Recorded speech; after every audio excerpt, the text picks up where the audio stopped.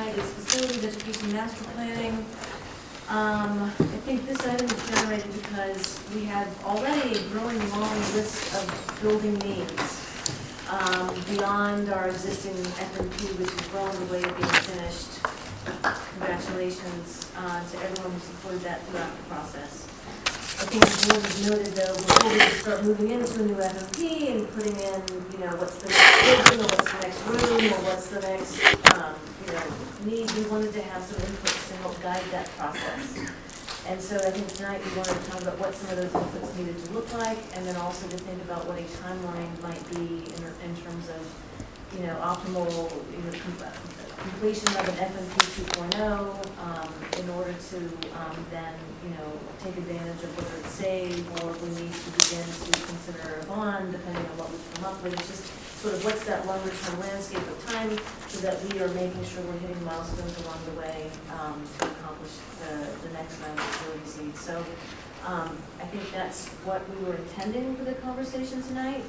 And so the first item was around, what are the educational inputs? What do we need as a board? What data do we have to gather to inform the next round of planning?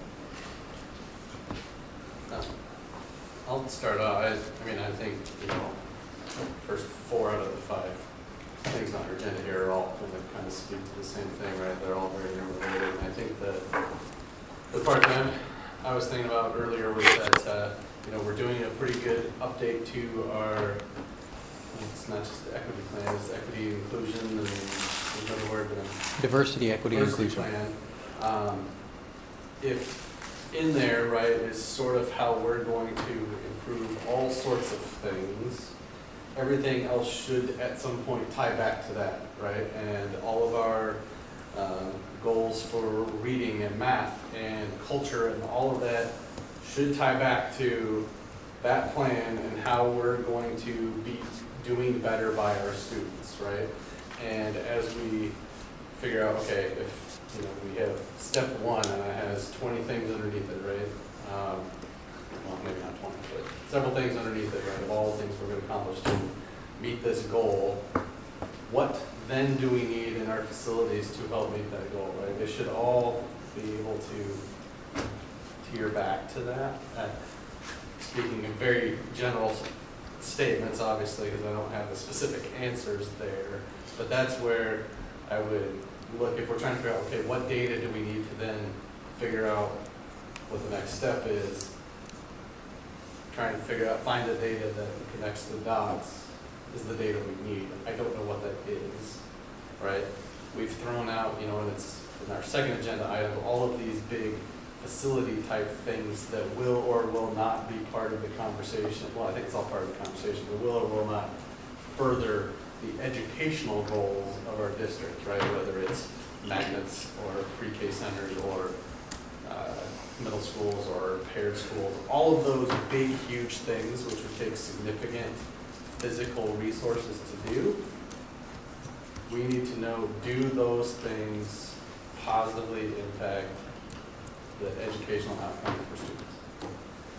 And I guess for that type of data, to a certain degree, we'd have to look outside our district because we don't have any of those things now, and so we don't really have our own internal assessment of how would those things affect or not affect our educational outcomes. So that's something we would have to look broader for.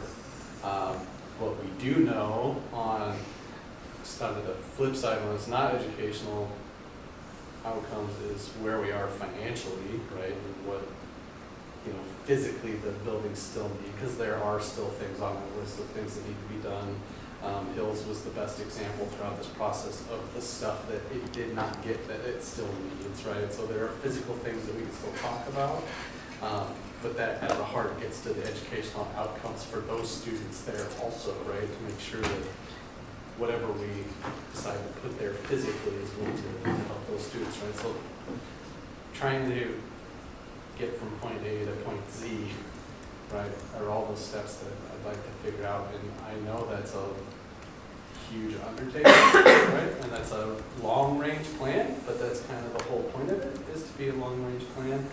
but I think we talked about this when we were doing boundaries, right? We did short-term, midterm, long-term things that we need to do. I think this process has all of those things in it as well, right? Stuff that's going to take years to implement if you want to do it, stuff that might take, 2 to 3 school years, and stuff that maybe we could put in place in the fall of next year, right?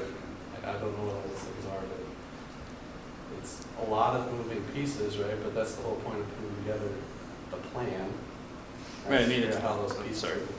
I was going to say, it seems like it makes sense, that you would say, what are the educational outcomes we want to have, and then how would our facilities play a role in helping us achieve those, right? I mean, that's the link you're trying to make, at least what I'm hearing you say, and then what are your cost limitations around being able to do that? I mean, those would be the 3 big factors. These are the outcomes we want. How can our facility design or implementation of a model help achieve that? And then what is the cost parameters we have to work within? Yeah, and I'll give a personal example, and then I'll let somebody else have the floor, because I've brought up middle school as an example. Mostly, as Ruthina mentioned, that's my experience. That's how I grew up. I grew up in it, and I saw what that looked like. And in my head, I can see ways that we could help the educational outcomes of those kids by doing that, right? But I don't know that, right? It's what's in my head, what I think might work or what might not work. I would like to have it be part of the conversation to then go out and say, is what's in my head real? Or am I making that up and everybody else will tell me that that's foolish and it doesn't work at all, right? But I think to ignore it is not the right way to go. And all of those different building blocks, what I personally feel on every single one of them is not as important as having all of them be discussed as part of the solution, right? And so my middle school push is mostly to get it in the conversation, not necessarily to say, if we don't get middle schools in this district, I'm gonna be, I don't know, pounding the table apparently.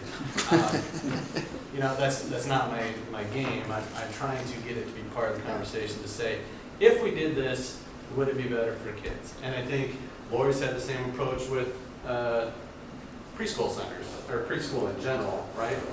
Totally valid point. We get the kids in early and help them get a better leg to stand on, right?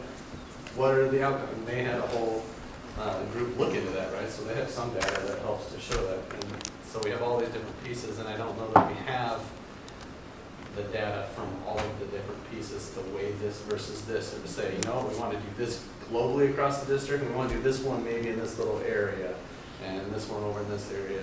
This looks like a global thing. Like, just don't. Well, right, so what are the goals or the outcomes that you want to drive it? I mean, that's the thing, right? And then how do they- goals you talked about, are they strategic plan, or the comprehensive equity plan? And then how do they intersect? All of them? Yeah. Because pre-K, our big problem right now is room. We've had that conversation in the buildings. If you took the 6th grade out, you'd have all this room in the building. But is that the right fit? So, I just want to interject a couple things. First of all, we don't have to recreate the wheel. We do have some of this information already. We've had a magnet task force. Yep. We've had a Hanover report on paired schools. Yes, we do. We've had a Hanover report on magnet schools, I believe. We have magnet, we have paired. I don't think we have, I don't think we've asked them specifically about middle schools. But I can't imagine that they don't have We've not had any data on middle Right. schools. I can't imagine that they don't have a ton of Community information on feedback that. on middle schools, but I Yeah. don't think we have any data on that. So we've got the research that we've already gathered, we just need to pull it out and dust it off a little bit. Mm-hmm. The pre-K, I just want to say on that that's not so much an issue of whether it works or not, it's an issue of, it's an accessibility issue there, because we can't put more kids in our open, we've already got open seats. Yeah, We have plenty of it's seats. the We wraparound. can't fill them because of the accessibility. And so the only way, then what the preschool task force said is the way to change your accessibility is to have the wraparound. Well, we can't put wraparound in our elementary schools. We can't put it in 21 elementaries because there's different regulations.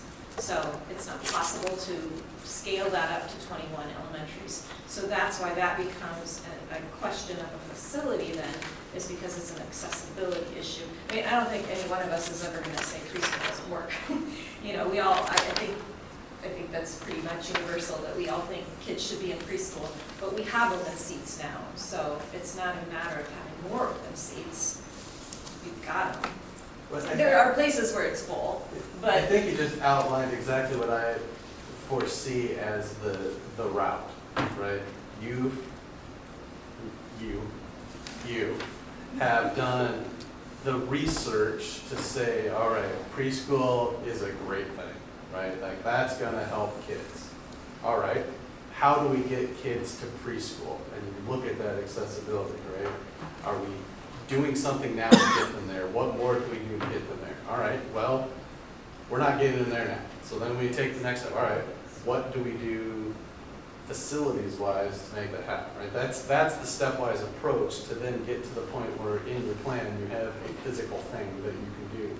At the same time, you're working on the programming and curriculum and things like that in the schools, right? Because you're not just going to build whatever it is, magnet school, pre-K center, and then magic happens, right? There has to be the educational component that goes along with it, so that has to go side by side. But I think that stepwise approach that has been done in some cases with, yes, we did have the magnet task force. I remember reading it at the time and sort of kind of placed it off to the side and stopped reading it. So I think there's, revisiting it or, seeing what more data there is out there at some point. But I think that's the approach that I would like to see all of these things undertake so that we have a plan that's. But I like what you said about the goals, Sean, because all those things will work. All those things will find data that shows that magnet schools are good, preschool is good, middle school is good. All of those things will have success for students, right? We'll find research to support that. It's just which outcomes do you want the most, and what's going to be the lever that drives that to the highest rate, right? And what does the community want? Yeah. Because if you remember when we did the magnet piece, one of the things that we did was we surveyed parents who said, I love the idea of magnet schools for someone else's kids because I love my neighborhood school. And so I think that's one of those things too where we need to make sure that as we explore the options that are out there, we have the research behind it. Maybe your pre-K piece, just opening more seats doesn't necessarily work. It's, have we actually created a program which meets academic needs that we recognize, but also meets a demand that the community is looking for? Because if we create a program and we put it out there and nobody wants it, it's not going to get to those academic goals that we're seeking for the kids. So it's understanding what our options are that are available to us and where the demand factor is from the community. Well, Lori is right on. We've got data, we've got reports and those things for those discussions. We need the community input on though as well. I mean, we've got the information. Since this is continuation of the facilities master plan, we just have to also remember what was left off. Hills. We went down there. We had a meeting specifically with the community. We told the community we hadn't forgotten them, that we're going to be there for them. So I think that definitely has to be high that way. I'm very interested in getting curriculum that has been taken away and decimated, reestablished. There were promises made about getting career and tech back into City High. I think that's crucial. I think that's crucial in a lot of things, with helping us with students that don't feel that there's something in that building for them because they don't want to go to college. And if we're paying attention to the costs of that and the return on a college education, if it's not in the right area, it's not very good. If it's just a liberal arts degree. And us pushing, we talk about outcomes.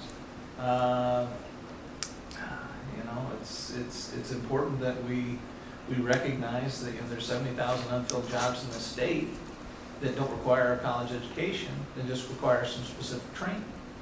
And until we expose our students to that, we're going to be pushing a lot of kids into an area that they may not get much back from what we have spent 12 years with. So I think it's important that we look at that. I know that's my Johnny OneNote thing, but for crying out loud, I don't know when we're going to recognize what everyone else is doing and going forward with. But definitely the discussions that we've had, and I mean we spent all that time talking about pairs and magnets and things like that. Some of those, just from an efficiency standpoint, should be part of the discussion, if nothing else, because in some of our pairing examples, we're saving $1 million.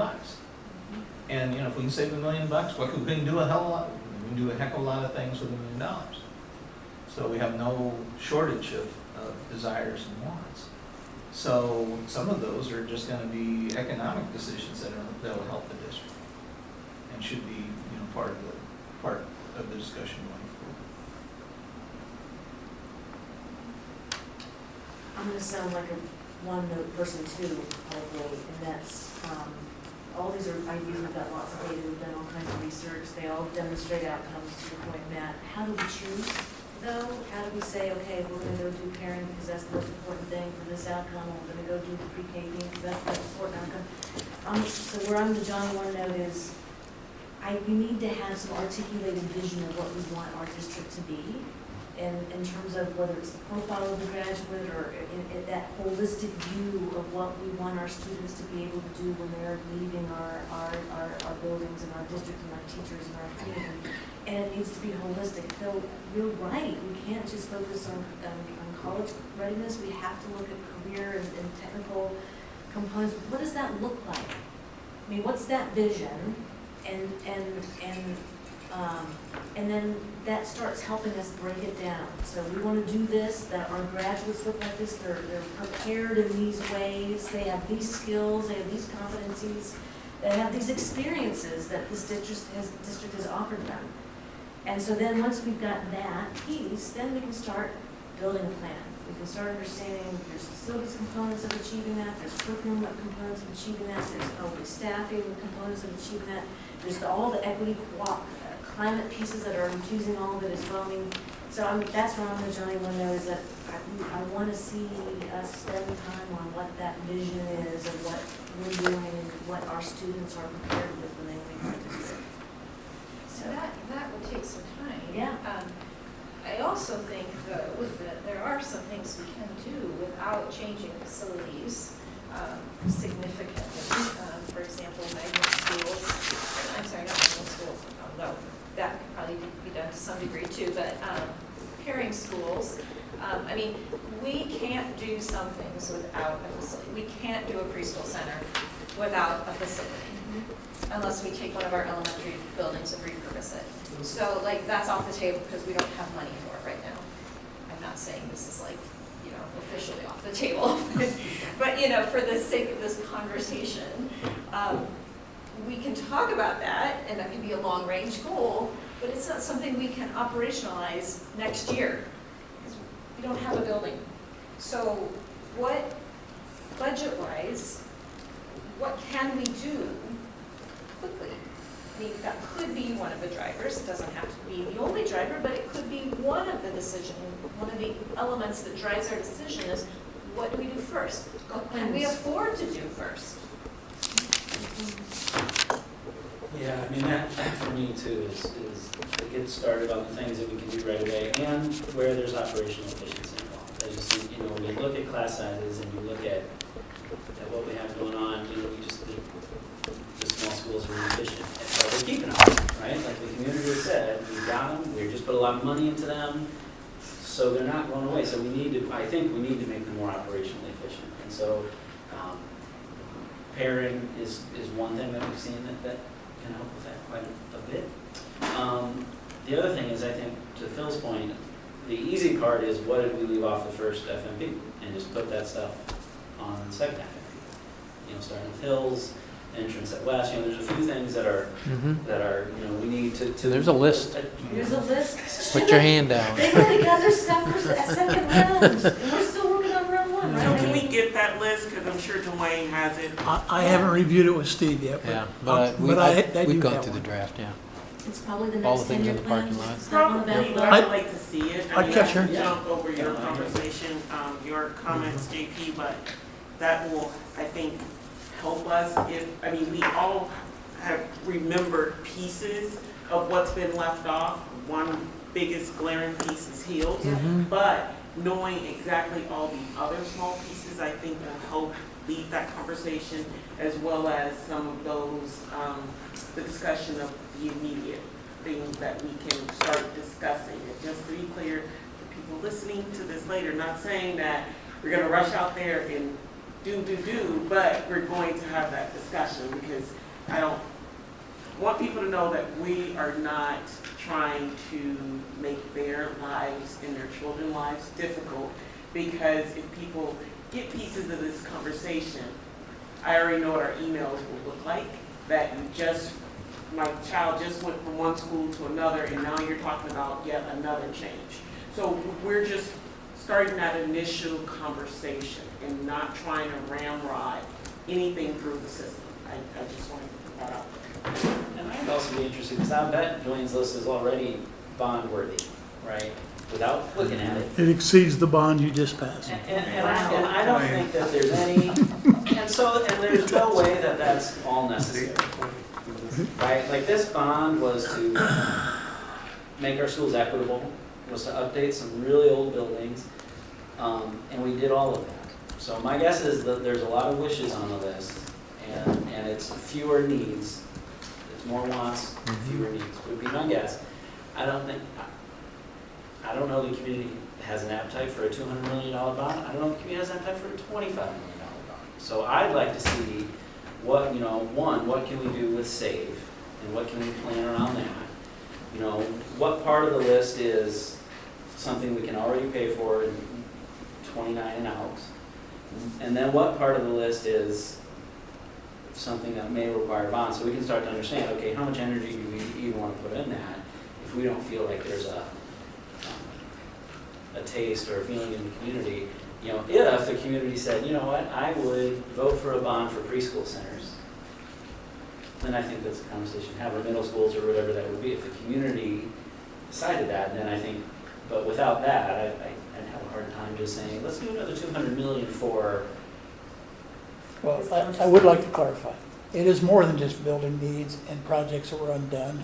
It also includes property acquisitions, new buildings, preschool centers, all that stuff. I threw in everything. Just threw it all. All the conversations I've heard over the last year, they're in that list. Well, yeah, and then We you see could that see list. that, yeah. And you start with the big list and make it work. And I do think, though, that there is an element of that planning, though, just like the FOP committee did before, where they strategically chose what went where and what was funded by what. So, for example, preschool centers may not be something the voters will vote on a bond. They may not. So maybe the board says, okay, we think that's important. It's not going to be popular, but we think it'll drive outcomes. So maybe that's not something we put on a bond. Maybe we say for that. I'm glad you guys brought up the operational efficiencies of paired schools, because I think back to the many presentations that several of us gave around the community in regards to paired schools. And one of the questions that came up, at least to everyone I did, and I'll give you the question and the response is, are you doing that for like diversity's sake, or are you doing it for operational efficiencies, right? That came up almost every one. And when we had some research and I had a whole litany of things that I said at these presentations, I said that my goal was to have better diversity at our schools, and we hope that operational efficiency comes along with it. Because the opposite of that in the research says, well, if you do it for operational efficiency and you hope that diversity comes along with it, that's a different story, right? So it was definitely targeted towards diversity, and I think our plan at the time was geared towards diversity first and operational efficiencies second. Now, having said that, I just said that we need to tie things to educational outcomes, and if we can say, if we get operational efficiencies by pairing schools and we save X dollars, that means we can reduce class size by 1 everywhere across the district because we save that much money, right? And that's going to drive educational outcomes. That's a piece that you can get people behind for just operational efficiencies, because I had parents say, if you're going to just sell me that you're trying to save money by pairing schools, I'm not going to be on board with it. If you're going to sell it as diversity, then I would listen to the conversation. And I don't think it's selling it as one way or the other. I think we need to know what we're trying to drive at, which I think is probably both, right? I don't think the whole process that we went through and the feedback we got when we talked about pairing schools of diversity in our schools and balance in our schools disappeared. I think that's all still there, right?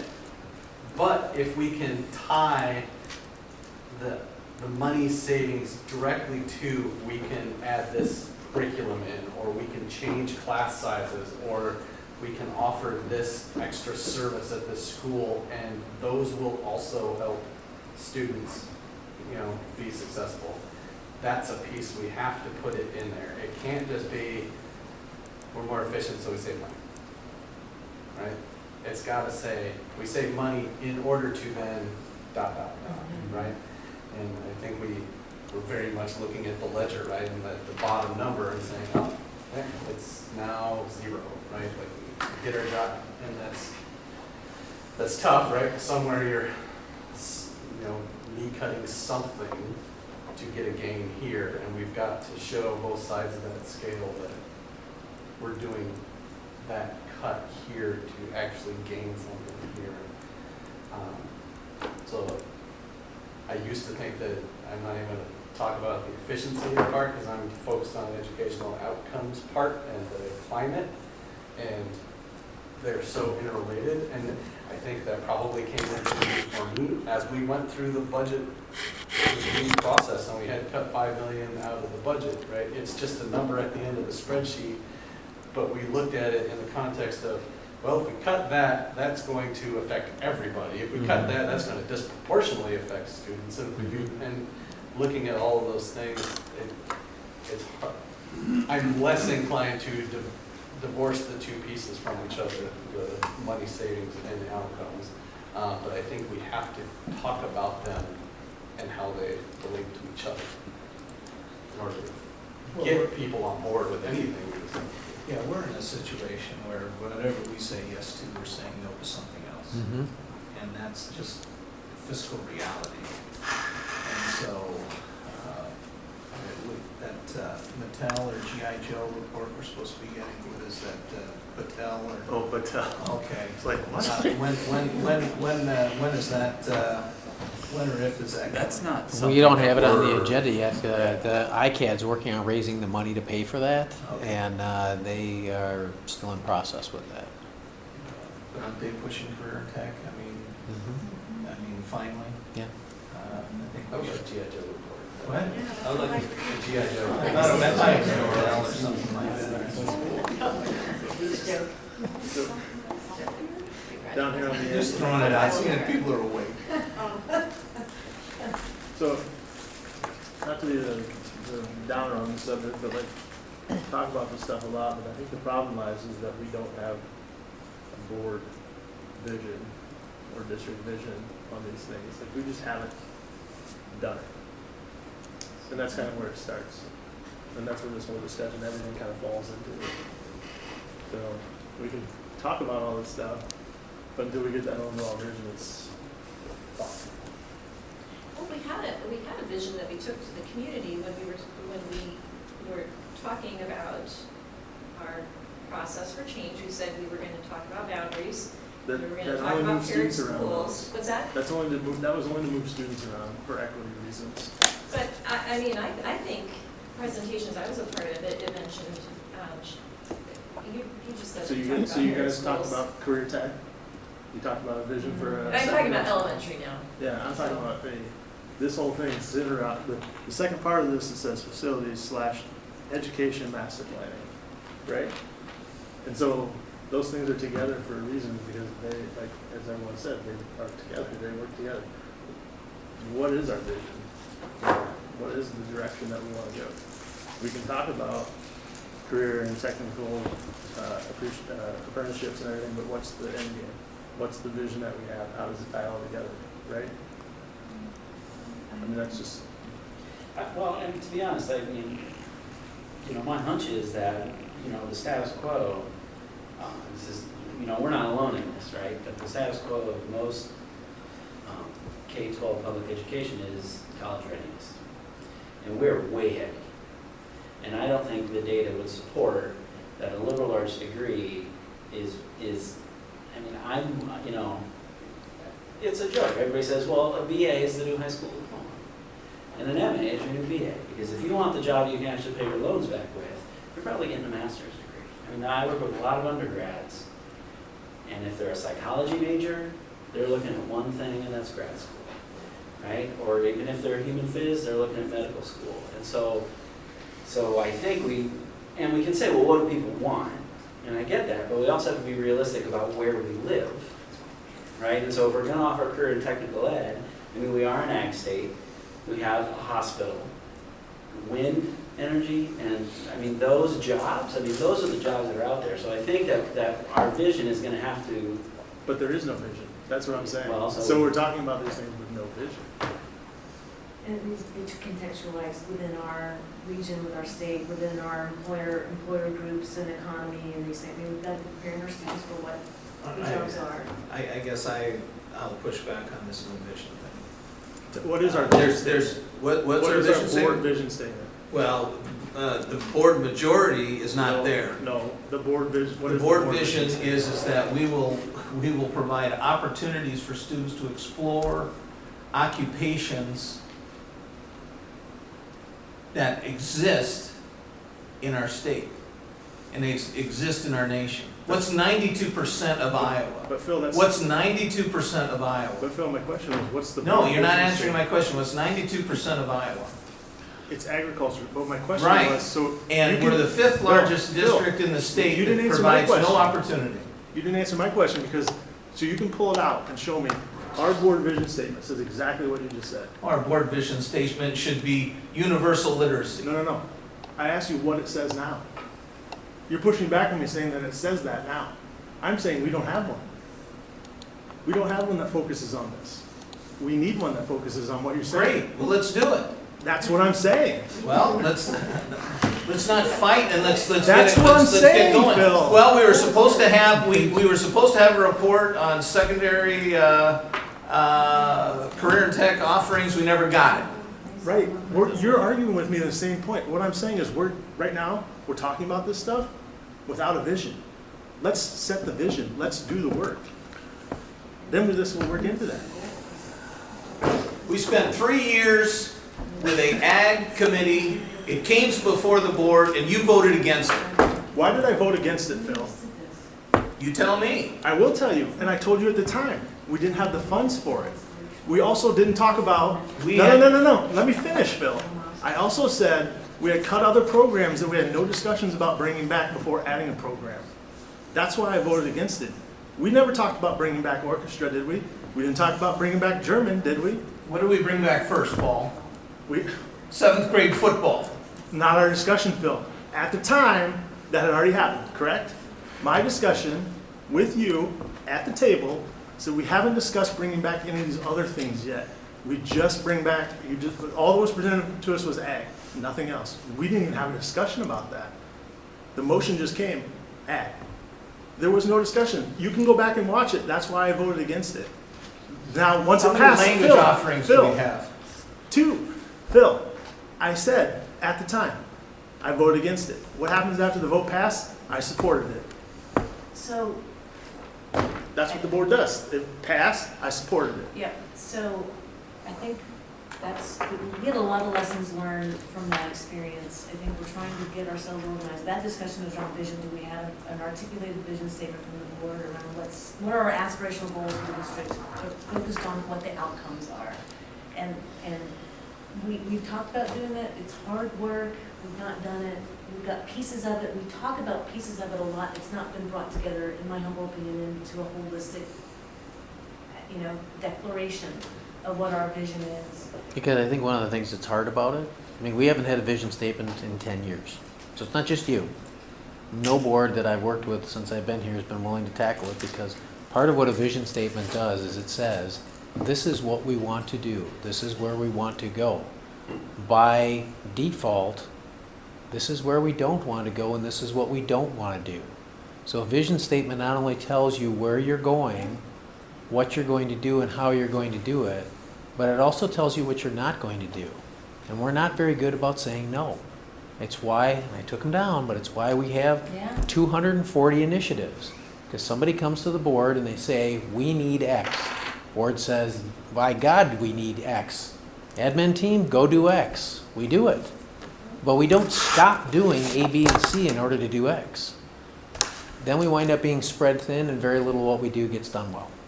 That's a challenge for us. So part of a vision statement you have to recognize, and part of a visioning process is not only a definition of where you want to go, what you want to do, and how you want to get there, but what you're not going to do, and maybe what you're going to stop doing. Because, Phil, we offered ag. Kids didn't sign up for it.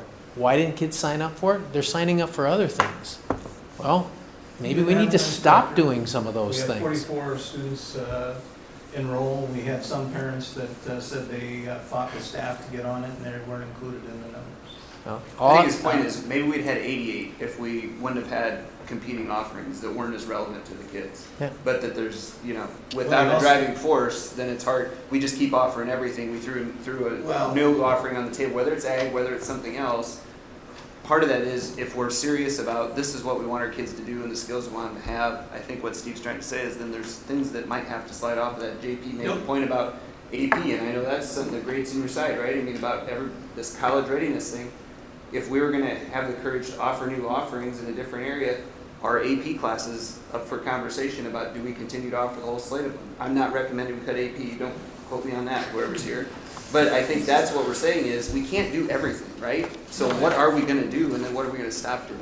The thing, I agree, and we eliminated 4th grade orchestra, but we still have 5th, 6th, 7th, 8th, 9th, 10th, 11th, 12th orchestra experience. Example, that's all I used it for. Excuse me? Yeah, I just use it as an example. No, I understand. We eliminated some languages, but we still have languages. We eliminated at the school career and tech decades ago Mm-hmm. and offer it at the regional center, and our numbers are nowhere near when we had it in the buildings. Mm-hmm.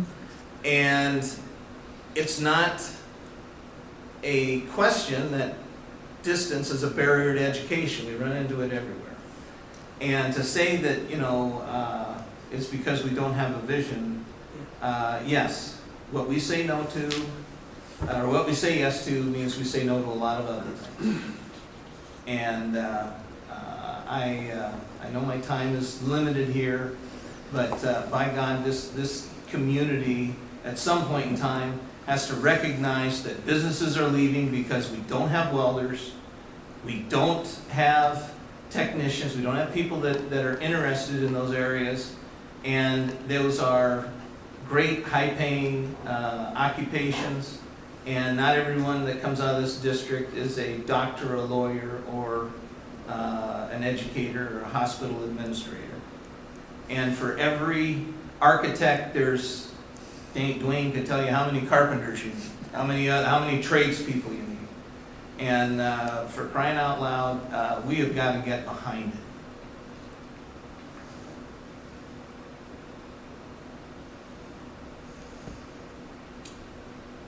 I don't disagree. I'm at a loss for words, though. We're all, I feel like we've gone kind of around on many topics here. I'm trying to be practical. It's 8:30. So one of the What's things- the next steps? So one of the things I heard earlier was provide the list that we've already created. I think which- that's a very good step. I know it sounds like we need to vet it with some folks, Dwayne, before we see it, but I think that's just to see all the stuff that's been put out on the table. Which we can do, right? Yeah. But to take you right back to where you are, but I think one of the differences today, as opposed to when we did it originally, is we had some very critical gaps Mhm. in our Right. infrastructure in our That buildings. was a super high priority. Right. added though. And so at 2.0, it is more finesse and more nuanced about what improvements are we gonna make. And Lori's right, there are some things that we can do that are not programmatically driven, but this vision conversation is important because if we don't put that in place, they will be these things almost like life cycle maintenance, right, that we're doing to our buildings because we're just trying to keep our buildings on the front and cutting edge, and so we're making the repairs and making the improvements to our buildings so they can offer all these different programs. And so we can definitely bring that back, but the board's conversation about trying to help guide that a little bit more will be very critical as we look at some long-term facilities I think planning. we're gonna have to set ourselves. I think that's the good, exciting work. I mean, I It talked is, in here right? before That's- about budget cuts and things to restore, and I know, we've loosely said things about, to Phil's point here about bringing things back. Are those the right things to bring back? Or if career and technical ed's a goal, are we just gonna promise that we're gonna replace everything we cut last year instead of putting resources at a goal we want to accomplish? I mean, I think that's some of the conversation you want to have before you would say, let's go ahead and restore all those things and then build a facility master plan, you know, and then find the resources for CTE teachers. No, You know. I think we need to. I would like to add on to what Chase has said. Please. You know, we've created a monster. You know, we've put 25 new systems in these buildings, okay, that need preventive maintenance. And I have our staff that does this on a daily basis, okay? We have planned filter changes, pump, you know, upkeep, all that stuff. It's all in our plan. But these systems don't last. Old buildings we put up with brick and wood and threw little stuff on the roof and had a boiler, and we had wood windows, and, you know, we went to school, and most of us sat in classrooms that were drafty, not air conditioned, and they leaked.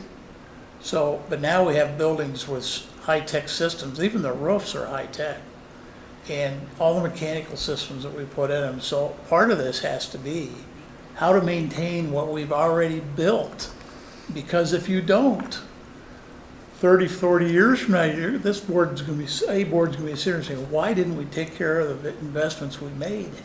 We have a very proactive life cycle plan with our roofs.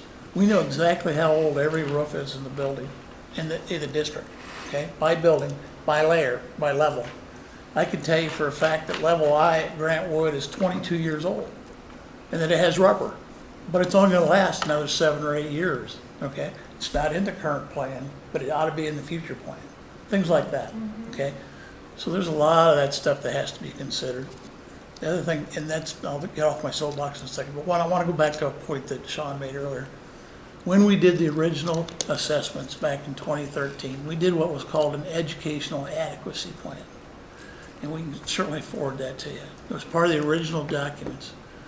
And we had an architect who specialized in educational programs, an ex-teacher, who went through every room in the district and said, this room lacks air conditioning, or this room lacks natural light, or, you know, those kinds of things. Or it's too small, or it's too large, or it doesn't meet today's needs for an art room or a music room. We did all that. So that we used that as we went through the buildings and did our planning. Every time we started a building, I said, here's the educational adequacy, do the best you can. It's pretty tough to change walls in a building that's 100 years old. But we kind of repurposed rooms, you know, added libraries and music and art to make the other rooms more usable. So we've done a lot of that. I'm not saying it's perfect, but it may be time to go back and look at what is the educational adequacy of the buildings now that we've gotten through the plan, okay? So there is sort of that. And the other thing I would add to that is along the way, I threw in the template. And the template was something I've worked on for the last 19 years that says, this kind of room ought to be this big. This purpose should be this big. You remember those discussions? And yeah, we used it a lot. We used it all the time in our planning purposes. So, but we need to go back and reevaluate what we may not have done. The good thing is, all the buildings are going to be air conditioned. They're all climate controlled. And the thing I say the most to my physical plant folks is, that building and that classroom should not distract from the learning that has to take place inside of it. So if you got a loud heating and cooling system and the teacher's totally distracted, she's not able to teach her kids. So there is a physical part of all the classrooms and other buildings that we have to remember when we build systems and where we put them. And just one more example, we just made a recent change with the heating and cooling system at Lincoln, and Chase knows I'm on a roll. But at Lincoln, and we're doing the same thing now with Northwest, is I've totally taken the district in a different direction with the heating and cooling systems. And we're putting little heating and cooling cassettes in the ceilings as opposed to those refrigerators that sit in the corners. They're quieter, they're more efficient, and they're going to be less of a distraction for the teaching that has to take place in those buildings. So we're constantly doing those kinds of things. The colors, you know, the acoustics, all that's taken. We've improved this district a ton by doing that, but that's how it started. We did that educational, we did physical needs, but we also did the educational piece. So it was a big part of it. Those are very cool things that you don't really see. And so we can bring that list back, and maybe one of the things we can start to work on, to JP's point, is looking at some of our different funding streams. You mentioned SAVE, you know, and I know that we're gonna push Pearl out a little bit, but even as we start to identify the different buckets, I don't know if that's helpful to your conversation around when you are building a blueprint. So whatever information, basically my point is, whatever information we can help provide to set that foundation or that backdrop to propel the conversation, we want to do that. We won't have perfect information, but we can definitely start to pull some of those things together and do that. Because it's always hard to just have a blank wall and say go. I get that. So if we can help provide some of these jumping off. Yeah, because facilities maintenance doesn't have anything to do with our vision. Right. Making sure we upgrade what we've got. So there probably are some things where that isn't going to be the central key. It's not, Mhm. not going to drive it. You know, some of those real upkeep, real needs, you know, and because because that vision, I mean, it's pretty big, right? And there are going to be some new folks coming on who might have ideas for vision as well. And it is, what do you leave out? And I think that's always the problem. What do you, if you're going to add, what do you cut? But when I look at the big picture of education here and globally, it's not what is needed right now. You know, it isn't, you know, the same system that was around in the early part of the 1900s isn't what's preparing kids for today. You know, things like social emotional, and you ask companies, what are they looking for? They want people who can work in groups, and they want people who can do certain things. And soft skills. A lot of the soft skill stuff, and sometimes that's taught incidentally, but it's not necessarily directly taught. And we're going to have to give up something, frankly, probably content. Probably content isn't the most important thing. I can look everything up on Google, but I got to know what to do with that. You know, I can't constantly teach all of world history every year because it adds on. And I don't know about your experience, but in my U.S. history class, we didn't get to Vietnam. So we just never learned about anything that happened after 1968 because you didn't get there. And so I think, you know, some of this is the model, and that could give, you know, that is going to create space and room for this new, whatever this 21st century learner is and who these citizens are. But that's a super big conversation. Right, that's what I'd say, is how can we help with the visioning thing? Because we could go big as like, what's the whole district thing, or you can go smaller about how does what's the vision surrounding the facility plan and what are the things we want to link to specifically there? I mean, like you said, with the new, potentially some new membership coming on, you know, the work you start will be continued by some other people potentially too. And we aren't, you know, we're not the only ones having this conversation. You know, I think this is out there. You know, we know there's a lot of things about, you know, what businesses are asking for. And I think we, you know, and what society is asking for. What are the skills that are missing? So we're not alone, whether it's the Battelle stuff or the other stuff, Abby, kind of what works best, where are you going to get the bang for your buck? But that's kind of where I'm at, is to, like, you know, where's the best thinking? We've got, you know, we do, one thing about education, we do have 50 years of research on some things, you know, and we know some things from that. It's not perfect. And we know, and we absolutely know where the jobs are. And we probably have a pretty good idea where the jobs are going to be in the next 20 years. So that for me, I want to know what's our gap between what we're projecting out for the next 20, 30 years, from a labor perspective, what do we want citizens to be like, where are we at now, and then where's our gap? And that gap is probably, if we need to do some big career in tech, like that is a big building thing. I mean, that could require some investment. If we're going to invest it, then let's invest in something that our kids are going to do. And they're going to do it because, well, that's what is the job that's waiting for them. So I know Janet wants to move on, but just to, you know, you said that other people are having that conversation. Kristen Peterson and I had the opportunity to go and speak to the Chamber's leadership group a couple of Fridays ago, and they're having their introductory session because one of their tickets is education. And they broke into small groups and they rotated around, and we heard from these different aspiring leaders in the area the same thing that you're saying. They said, you know, we can teach these future employees the skills they need to be successful from a content standpoint. And they kind of struggled to tell us really what they wanted, but more than one group said, you know, really what you need to teach them is adulting 101. right? Like, that's what they kept calling it, Adulting 101. And they give these various examples of what that meant, but it wasn't, well, you need to teach them world history or these other things. And so it was clearly seeing that shift, even in our community, about what employers are looking for in terms of those skills that we're sending our graduates out into the workforce. And colleges are looking for it. Right. Yeah. Or Absolutely. college, That was career. the same test score. How do I, Yeah. If I might, there's one more piece that you haven't mentioned that should be part of your vision. And that is, where do you see the future of the district growing? Because the community is going to continue to grow. And you really need to listen to developers in the area as to where they plan on purchasing parcels of ground, which I talk to quite often. And, you know, we're going to buy this piece of ground, you interested in being out here?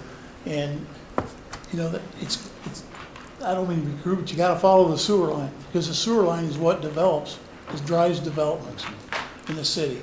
So if you look at the areas and talk to your city planners and your fathers about where those sewer lines are going and where their capital improvement plans are for the next 5 years, it gives you a pretty good idea of where the growth's going to be. And you need to be ready, so you need to buy parcels in the right place. So when it gets there, because if you wait till it does get there, the parcel's gone. So you really got to be proactive. So that's another piece of your vision is where are we going? Where's the district? Are we still going to keep going to North Liberty, or are we going to go southeast, or are we going to go southwest? You need to answer those kind of questions too. So the immediate next step is the big list, Dwayne. Well, I'm trying to get it refined and I'll get it vetted. So. And I think that's the next step for this group, right, is to kind of start seeing what that looks like. And then I think we have an idea of some of the different funding sources, but, you know, I think we take a look at this first. Yep. And see. I don't think that Paul is necessarily wrong that we need to articulate a vision, and since he said that, I've been trying to whirl around in my head where is the even jumping off point, and I went back to a question that Matt asked. He's like, you know, what goals are you looking at? Are you looking at Strategic plan, comprehensive equity plan, yeah. You know, somewhere along the lines, right, when we came up with plans, we were like, all right, we gotta do better with reading, because if you don't know how to read, you can't do government and other social studies and science and all that. You need it. Reading is number one. And I'm thinking, you know, what would even drive more than that? And a lot of the conversation that happened tonight and in other conversations is the environment itself, right? Whether it's the physical environment that we're touching on, or just the environment for the student in our schools, which we touched on quite a bit earlier tonight, right?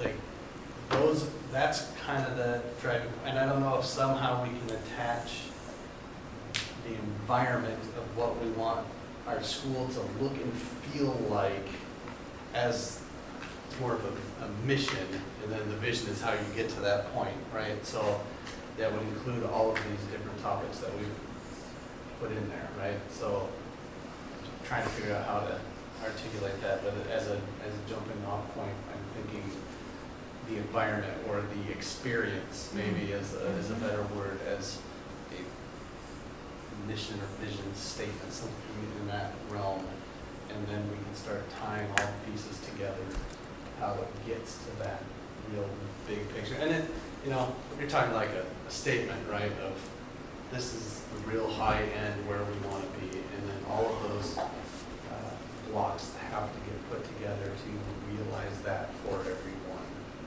right, is all of the other conversations that we're having. Right, I mean, all those things you were just listing off, or I was talking about earlier, I mean, could be data points to inform that, right? I mean, we have a lot of different, your own goals as a board, the equity plan we referenced, the strategic plan, the school, comprehensive school improvement plans, the things that feed into those. I mean, what I thought about when you were talking about climate culture is, you know, the climate culture survey we do about how students experience and feel in their buildings, you know, I mean, if that's a driving data point to some of those. So there'd be a lot of data sources to bring to the table to consider with that. It's just, then I would think if for us all is to coalesce, okay, what are the 2 or 3 most important things that are going to help anchor and drive our decisions when we get to a tough spot, right?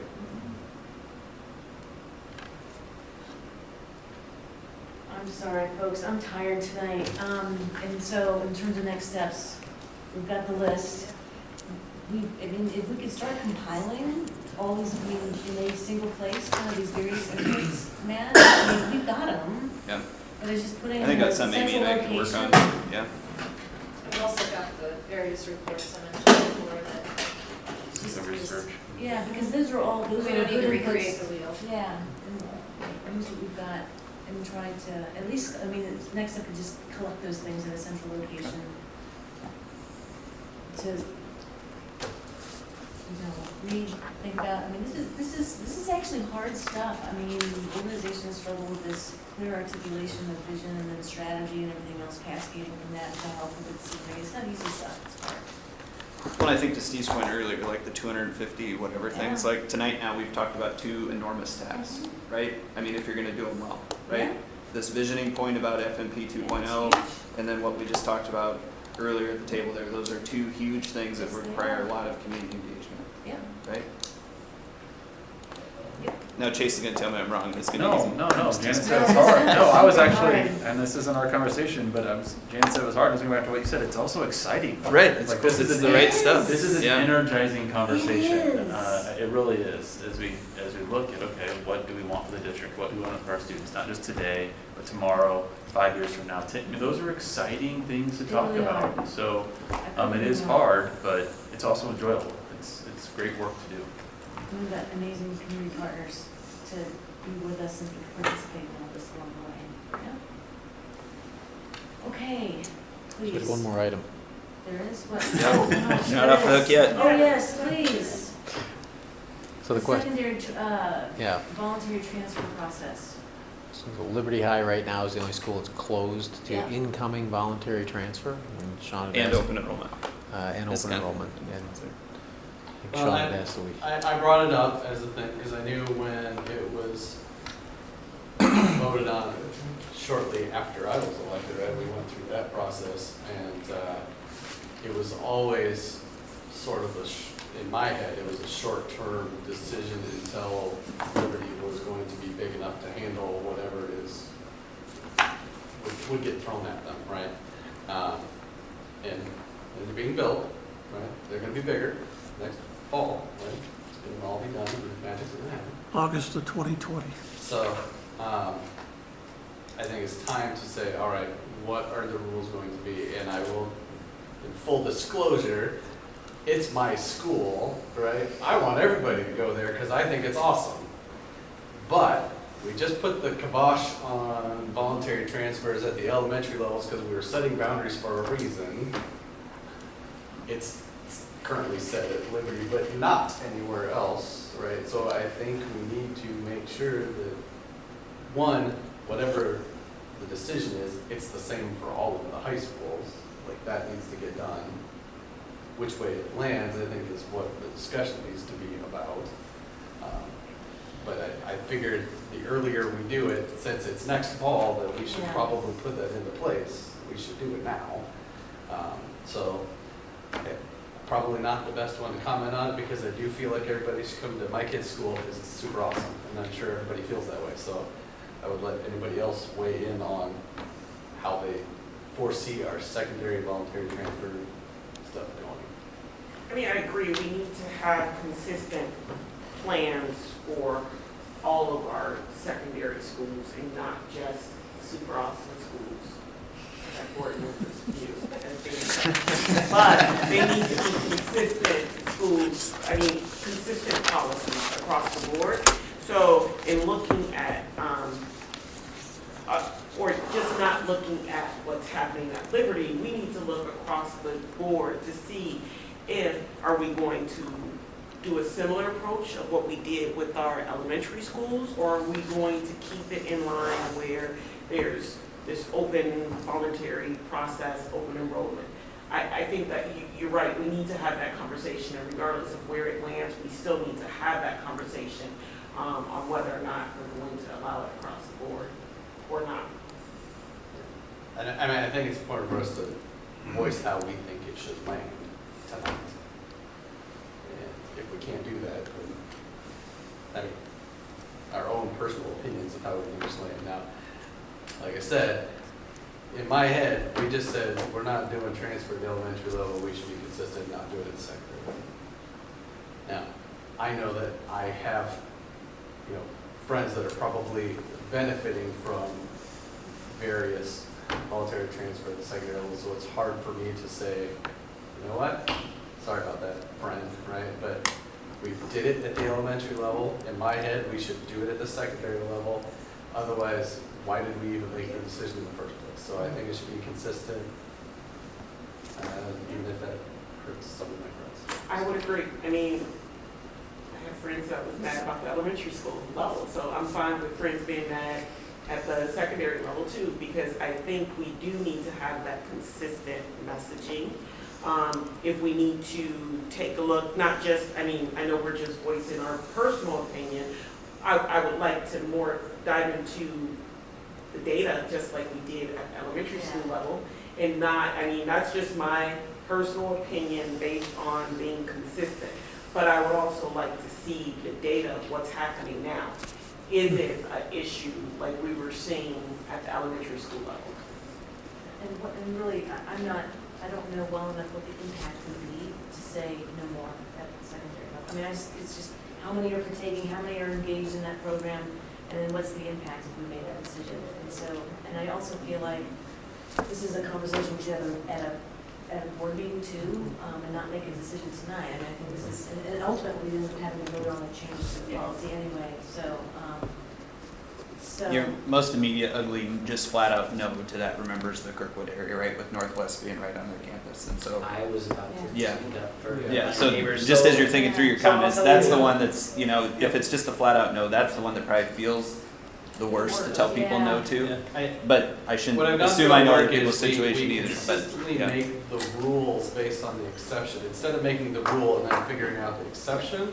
And I think we did take that strategy with the elementary. We went with the rule is there isn't any, and then figured out, all right, if we Some did that, it's exceptions. gonna cause some Fair problems, so what are Yep. the exceptions?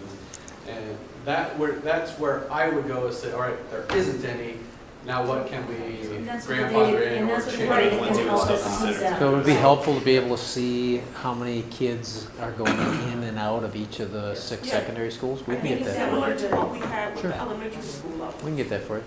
And the one, my big concern with Kirkwood and Northwest specifically is, just the amount of kids that use that rec center as an after school, they can just walk there. And I get it, because my inclination is, and even though this is gonna affect me, right, personally going up, I'm gonna struggle, but, it should be consistent. But an exception I could see making to a consistent policy is gonna have to do with students being engaged in activities, and are we creating a barrier? And I know that's gonna be tough data to tease out, because it's been a while, but to get an idea of, are we seeing participation in activities drop off from kids who go, either Alexander to West or Kirkwood to Liberty? Or, I'm more concerned about the junior highs, I'm less concerned about the high schools, because the distance is closer, at the junior high level than at the high school level, but we should have a consistent policy, and I'll hear a lot.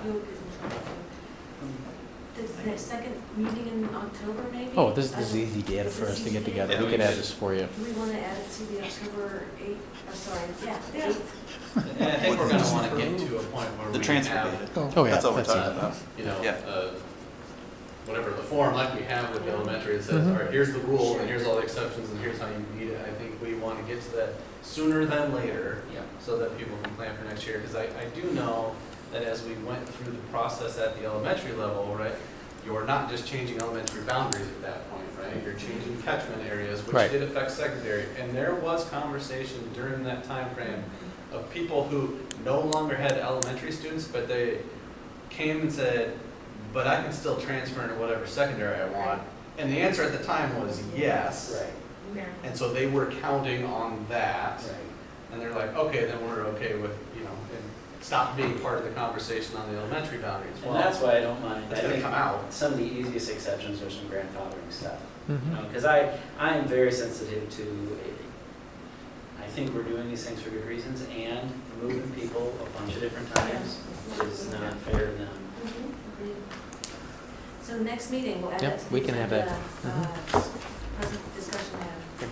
Awesome, thank you, that's great, thanks for getting us on the agenda. I just want to add to that, I hear what you're saying about moving quickly. I would caution against moving too quickly, because there does need to be transparency around this topic, because this is something that people will not be happy about if we just make a decision very Right, quickly and then say, exactly. wait a second, where was the And I had- conversation?